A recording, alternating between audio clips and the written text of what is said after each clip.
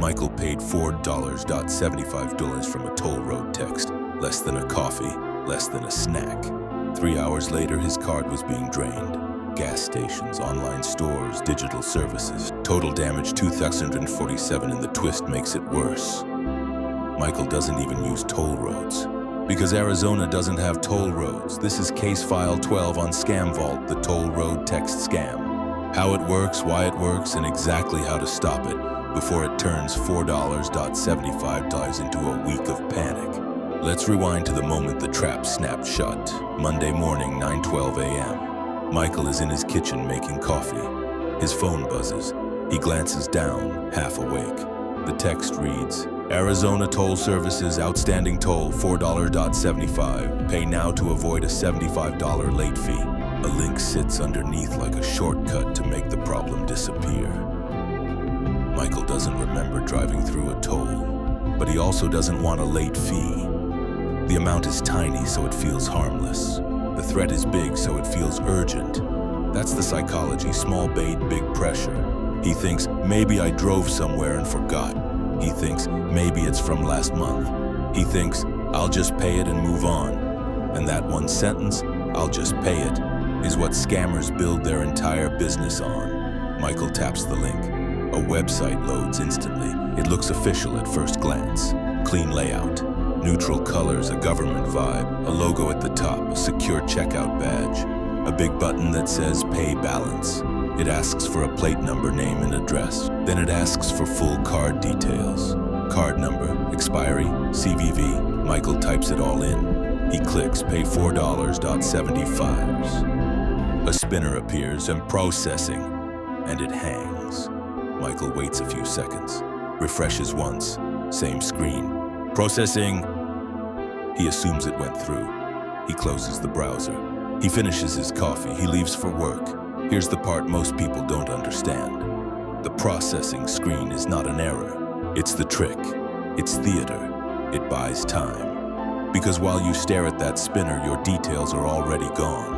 At 12:34 p.m., 3 hours later, Michael's phone buzzes again. Bank alert. Card not present purchase, $189.47. Then another alert. Then another. The notifications stack fast, like someone is shopping with his life. Michael opens his banking app. Charges are multiplying in real time. A gas station purchase, out of state. An online retailer purchase, another state. A digital service subscription, instant. A charge attempt flagged as crypto-related. 12 transactions, total $2,647. Michael's stomach drops. He calls his bank immediately. Fraud department answers, calm and fast. We're locking your card now. Michael says, I didn't make these purchases. He says, I only used my card once today. The agent pauses, then asks a question that tells you this happens constantly. Did you click a link in a text message and enter your card details? Michael goes quiet. Yes, the agent says that's the source. Card canceled. Dispute started. New card ordered. Some charges might reverse. Some might stick. And even if the money comes back, the time won't. Michael tries the toll site again. Now it won't load consistently. Sometimes it flashes, sometimes it errors out, sometimes it looks like it's been moved. He looks at the link more closely this time. And now, with the adrenaline in his body, he notices what he didn't notice at 9:12 a.m. Extra words, weird formatting, a domain that isn't official. But here's what's important. The site did not need to be perfect.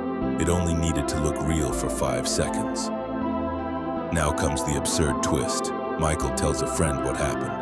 His friend says, Arizona doesn't have toll roads. Michael thinks it's a joke, so he searches it. It's true. No toll roads, no toll system, which means that text could never be legitimate. Meaning the scam wasn't targeting Michael personally. It was targeting everyone. Mass sent to thousands of phones, hoping a few people would pay. This is exactly why toll scams are exploding. They're universal. Everybody has a phone. Everybody is busy. Everybody has paid a small bill online. And scammers have learned something terrifying. You don't need to steal $5,000 from one person. You can steal $4.75 from thousands while harvesting card details from the people who just want it done. So let's break down how this scam actually works, step by step, like an investigation. Step 1. The text. This is smishing, SMS phishing. The message is engineered to hit 3 buttons in your brain. Authority, toll services, urgency, pay now, fear, $75 late fee, and there's a hidden 4th button, embarrassment, because people don't want to call and ask, is this real? They don't want to feel like they made a mistake, so they pay quietly. Step 2, the bait. Notice the number, $4.75. It's intentionally small enough that your brain says, not worth thinking about. This is a scam design principle. Reduce friction, reduce doubt. If the message said 400 years, most people would stop and investigate. But $4.75 feels like a parking fee, a random charge, a small problem you can delete with one tap. Step 3, the cloned website. This is where the scam becomes deadly. They don't build ugly scam sites anymore. They copy real designs. They take screenshots of legitimate toll portals and recreate them. They use the same layout, the same button style, the same colors, and they slap on trust signals, logos, secure badges, lock icons. And here's the truth, most people don't verify a site. They recognize it. If it looks like something you've seen before, your brain marks it as safe. Step 4, the capture.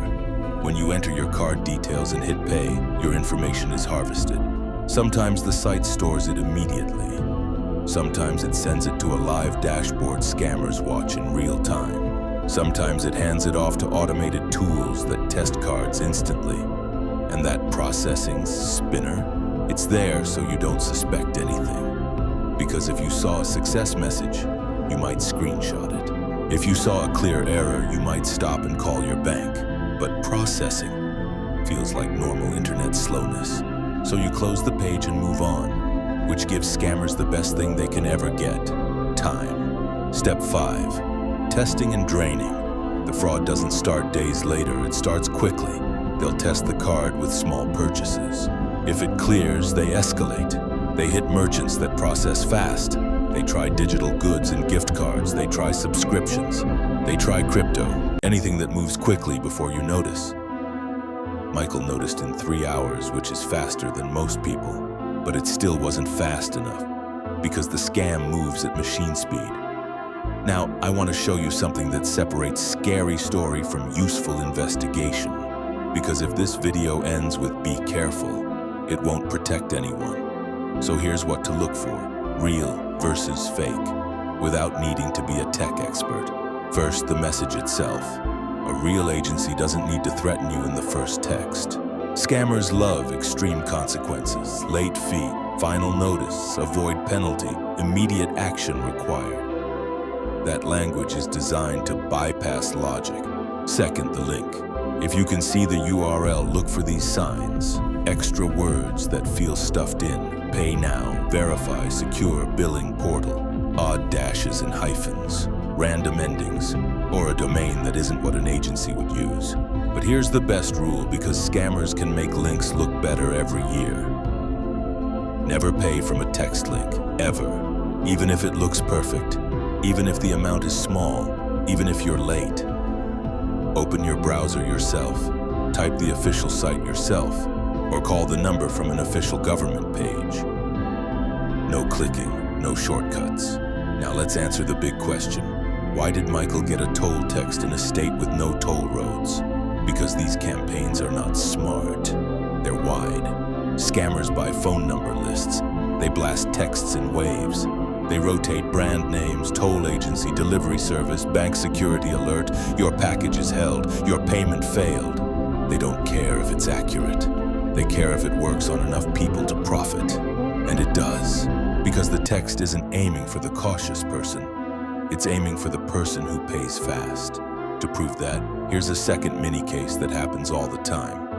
A woman named Rachel gets a toll text while she's putting her kids in the car. It's a different state, different amount, $6.25, same structure, pay now, avoid penalty. She's distracted, she clicks. The site asks for her card. She pays, she closes it. 4 hours later, she has multiple charges, small at first, then bigger. And the toll fee wasn't the scam. The scam was the card harvest. This is why it's so dangerous. Even if you never pay a toll, you can still get trapped by the design. Now let's talk about what happens after the scam, because the loss isn't just the number on your statement. Michael spends the next day doing damage control. He updates every auto payment tied to his card, streaming services, subscriptions, insurance, deliveries, phone bills. He calls merchants he's never heard of. He fills out dispute forms. He waits on hold. He checks his account every hour. And this is the part people don't tell you. Even if the bank reverses charges, you still lose time, sleep, and peace of mind. You still lose a week of your life, all because of $4.70. So here's the what to do section, clear and immediate. Because if you clicked a link like this, you need action, not fear. If you already entered your card details, freeze the card in your banking app immediately. Call fraud and say this exact phrase: I entered my card details on a phishing payment portal. Ask for a new card number. Dispute every charge you don't recognize. Turn on transaction alerts so you catch fraud in minutes, not hours. And if you reuse passwords anywhere, change them now. It's not always necessary for card-only scams, but it reduces your risks. Scammers often reuse whatever they can. For the next 2 weeks, watch your accounts closely. Because some fraud doesn't hit instantly. Some hits later, when you've relaxed. Now here's the one sentence I want you to remember. Small amount does not mean small danger. Urgency does not mean legitimacy. And a professional-looking website does not mean it's real. Scammers don't need you to be careless, they just need you to be fast. So if you got a toll text this week, don't click it. If you got one last month, don't click the next one. And if someone you love is the just pay it type, send them this case. Because that's who these scams catch. This has been Case File 12 on Scam Vault, the toll road text scam. Stay sharp, stay skeptical. The end.